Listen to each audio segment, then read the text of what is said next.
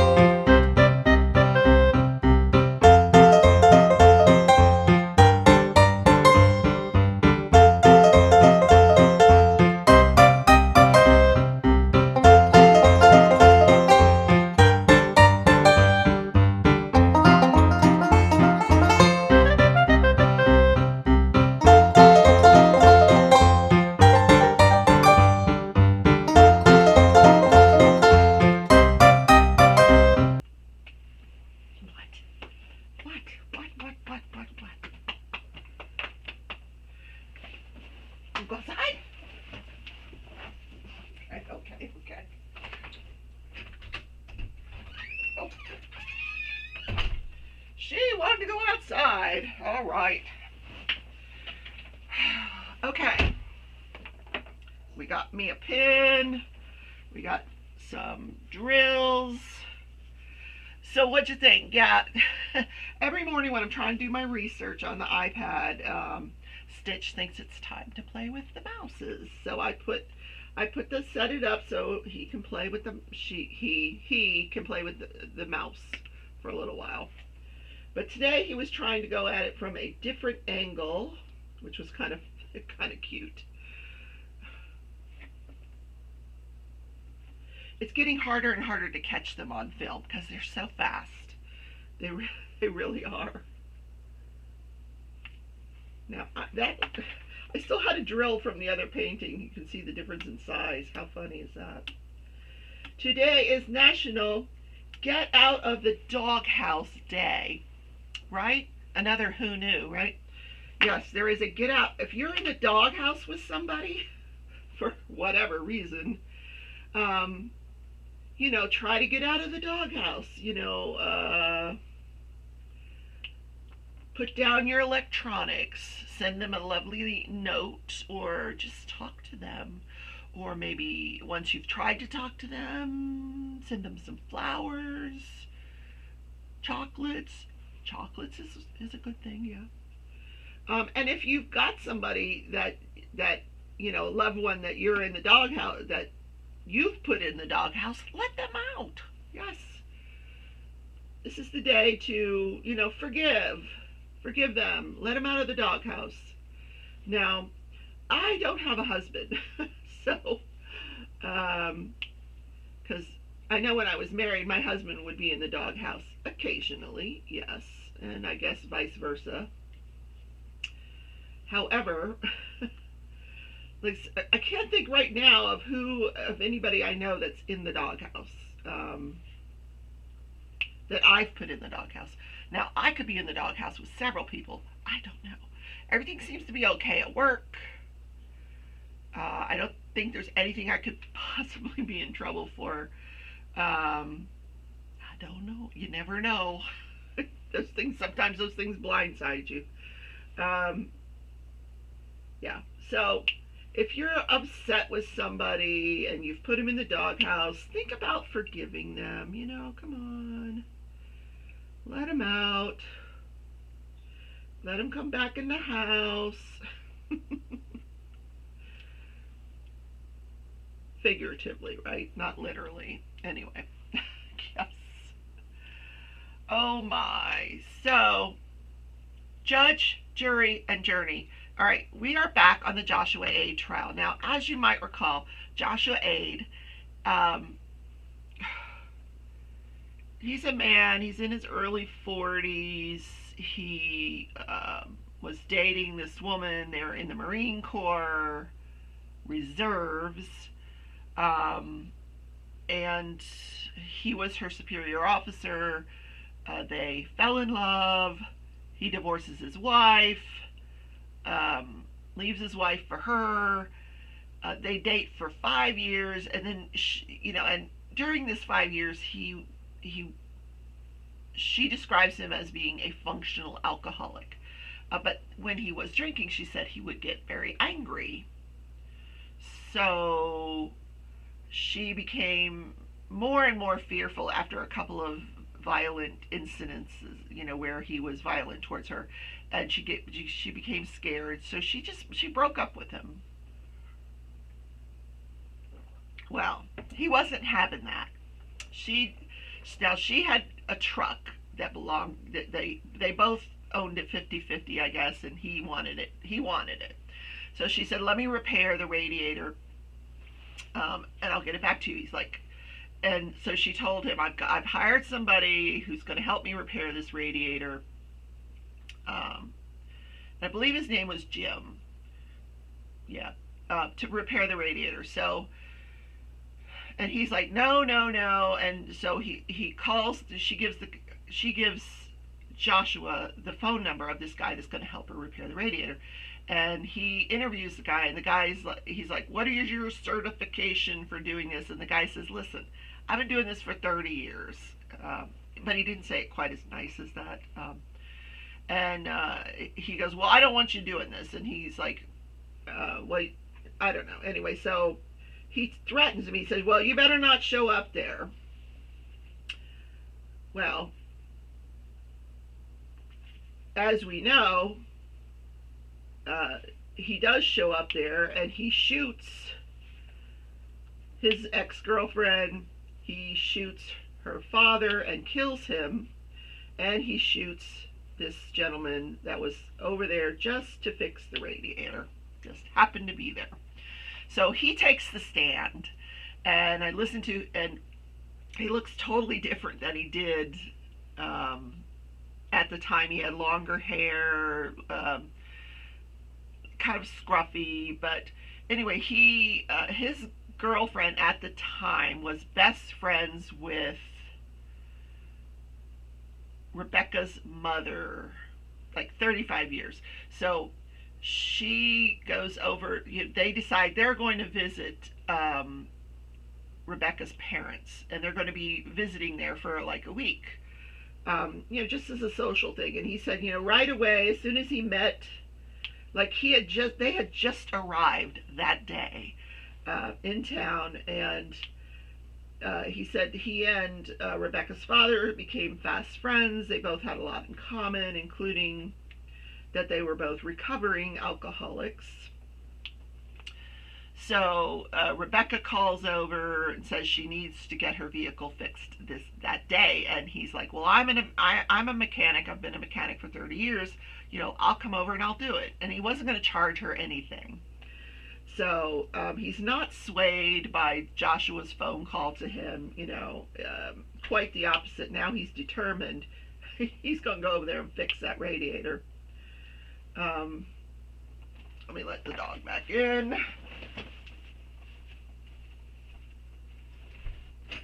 Come on in.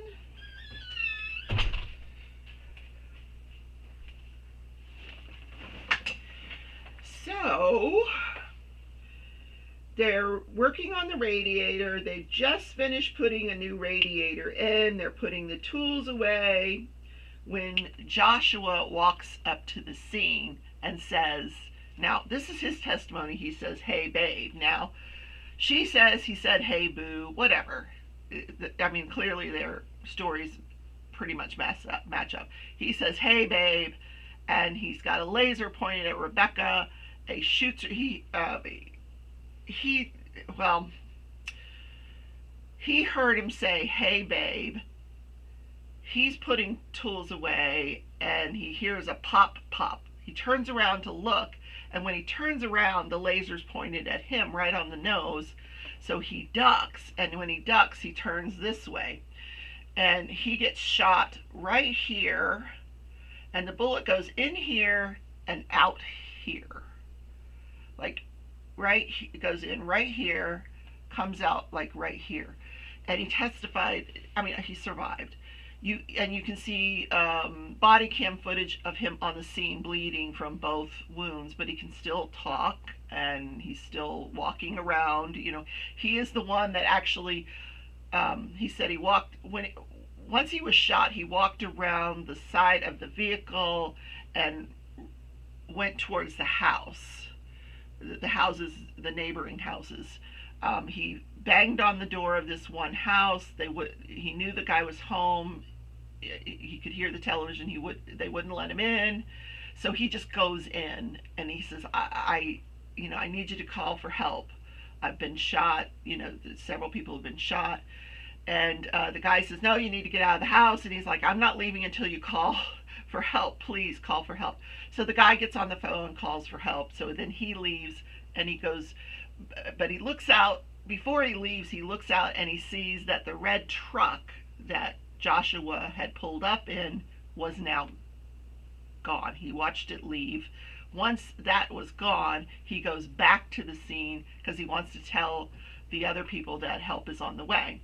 So once he goes back to the scene, he realizes that his new friend is dead and there's nothing he can do about it. But that Rebecca is still alive.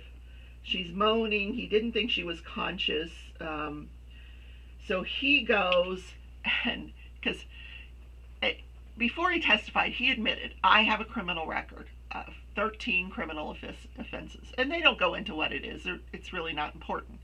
But he says, "So I know what's going to happen. They're going to think I'm the shooter." So he says, "I go out and I'm holding my, the cheek where the blood is, and I've got my hand raised. I'm kneeling in the street with my hand raised so that the police don't shoot him when they pull up." So, but instead of the police pulling up where he is, they pull up where the neighbor was that called him. But they can see him in the street. So once he sees the police car at the neighbor's, he gets up out of the street and he starts walking towards the police. And he's like, "No, I'm not the shooter. The shooter has left the scene." So horrendous. So then he testifies about the long-term consequences of the gunshot wound. He lost all of his teeth. He had a fractured mandible, a fractured sinus bone. He no longer has any taste. Can't taste anything. How horrible. And he has to have surgery to have an artificial bone placed in his mouth so that he can get implants, teeth, terrible, really terrible consequences. But thank God he lived. It didn't go into his brain, just messed up his jaw and his teeth. And can you imagine not ever being able to taste anything? How horrible. Well, for me, it'd probably be a good thing because, then I might lose some weight. Things would not be as tasty, right? Oh, poor guy. So and there was cross-examination, but not much. It's pretty cut and dry. Both after listening to the testimony of Rebecca and after listening to his testimony, I don't know at what point the father is shot, because neither of them recall. I don't know if he was shot after this guy Jim leaves the scene. That seems like the likely thing, because, uh, but I don't know. I don't know. Because we know that it wasn't till, you know, Jim gets to the neighbor's house, hasn't called 911, and then he's leaving that house that he sees Joshua leave the scene. So Joshua stayed on the scene for a little bit of time after this guy fled. So it may have been during that period of time where the other guy shot. I don't know. But the other guy does not survive, and that was Rebecca's father. So sad. This whole thing is just so sad. God, I hate guns. I hate guns. Can I just say that? I know. You guys love your guns. I know. But I don't. I really don't. Anyway.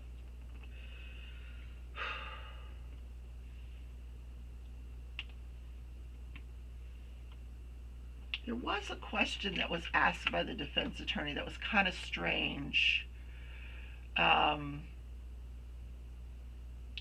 Something to the effect of, didn't you have a 38 Magnum on you and you took it out? And he's like, no, I don't carry a gun, or, something to that effect. So I don't know where that came from. I think this Joshua was like making up stuff as they go along. I don't know. And you can kind of sense the frustration of the defense attorney, because how do you defend this? How, you can't. You just can't. Yes, you can harp on the fact that this guy's got a criminal record, but he's got no reason to lie. You can see on the video that he was shot in the face. He's not making this stuff up. And he did testify that at no point while Joshua was on the scene was there any altercation. Like, he just came on the scene and started shooting. So anyway, that is that testimony. So now we're going to have more police officer testimony, and things should be wrapping up. I mean, that's really, who else do you need to hear from? We've heard from the two victims. It's pretty clear what happened. I don't know that this gentleman will be taking the stand in his own defense. It doesn't seem likely. I mean, what could his defense possibly be? Look at you on top of that dinosaur, for goodness sakes. Oh my God. He's crazy. You're crazy, cat. He's attacking the dinosaur. He thinks he's beating up the dinosaur. That's Pearl. She loves that dinosaur. Oh my goodness. Anyway, the fun continues. Doo, doo, doo.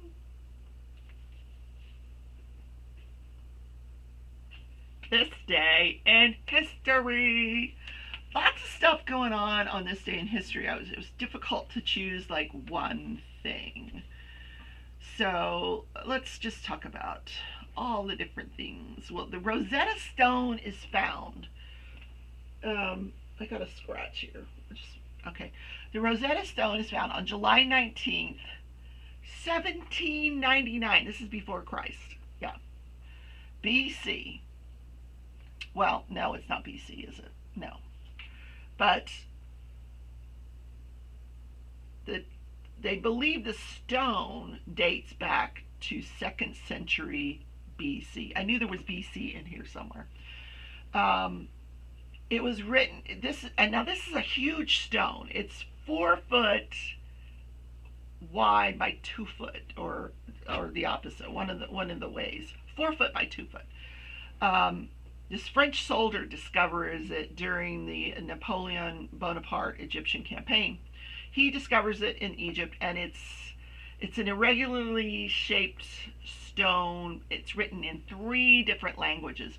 There's Greek, Egyptian hieroglyphics, and Egyptian demotic. Anyway, and the Greek part. In the Greek part, it says all three of these things say the same thing. So this helped them it sort of cracked the code of hieroglyphics. Future scholars were able to analyze this stone and figure out what hieroglyphics were. And what the stone was actually saying, it told archaeologists that it was inscribed by priests honoring the king of Egypt, Ptolemy V, in 2nd century BC. And like I said, the Greek passage announced that the three scripts were all of the identical meaning, which is kind of cool. And the hieroglyphics is a written language that had been dead for nearly 2,000 years. And it was a French scholar that finally cracked the code. So now we can figure out hieroglyphics. Isn't that an interesting job? I'm going to crack the code of hieroglyphics. Interesting. Wonder what that pays.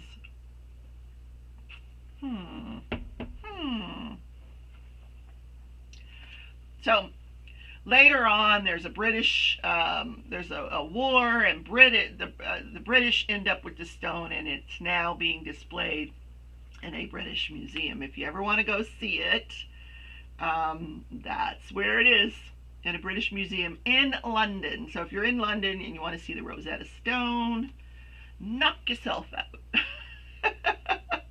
It would all look like gibberish to me. So here's another really interesting thing.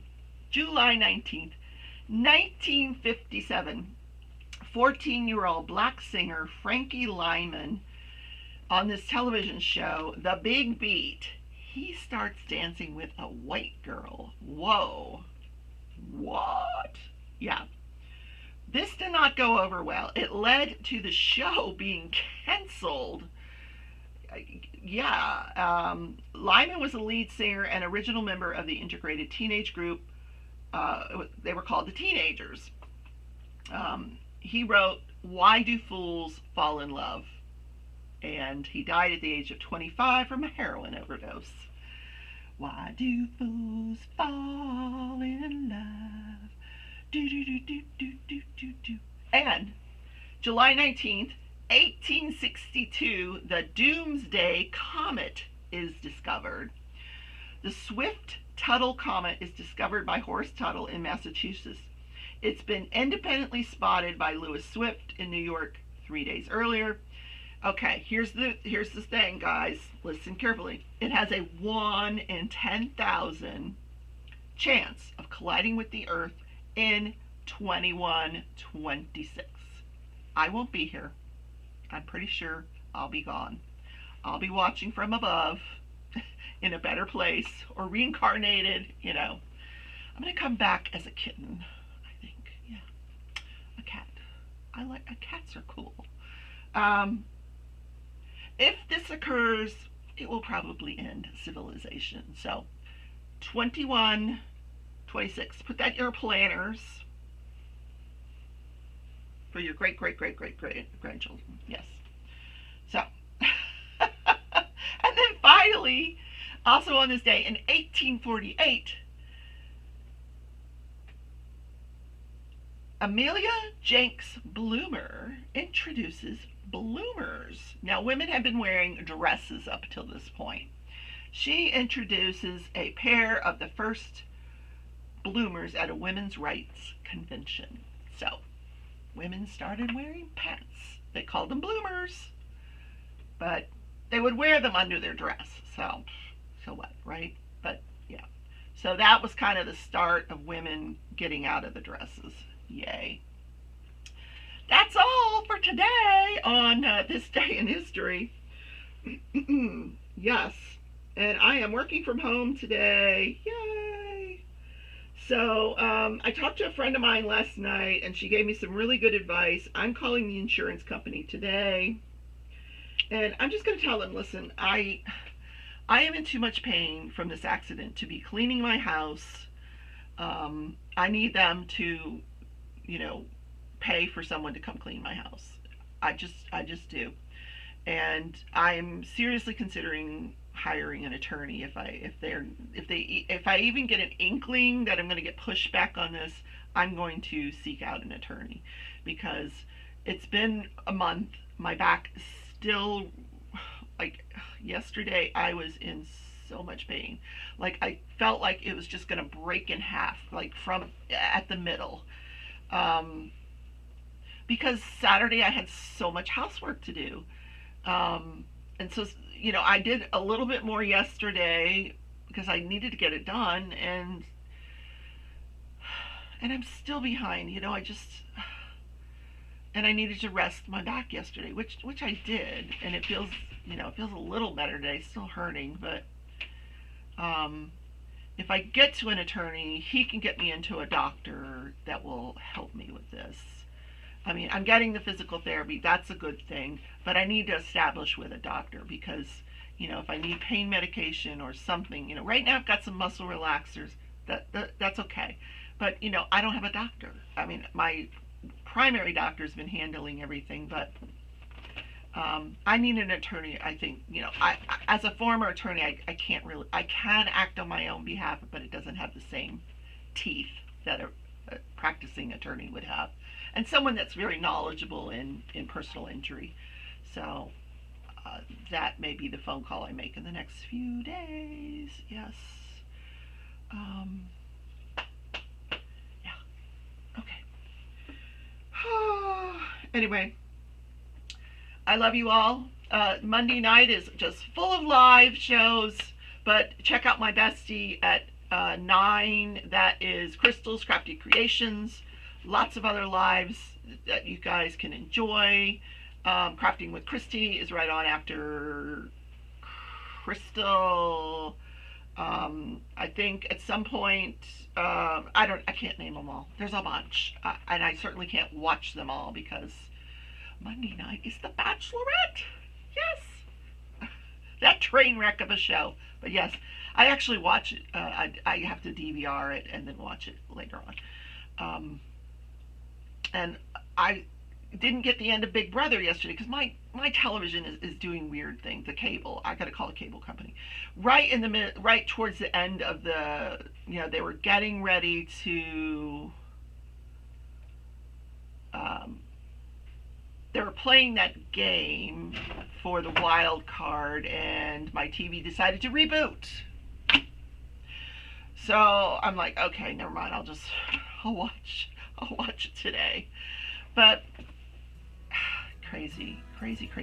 So there's a head of household, then there's going to be the wild card, and I think nominations. I didn't see the nominations, so I have no idea who this guy is planning on nominating.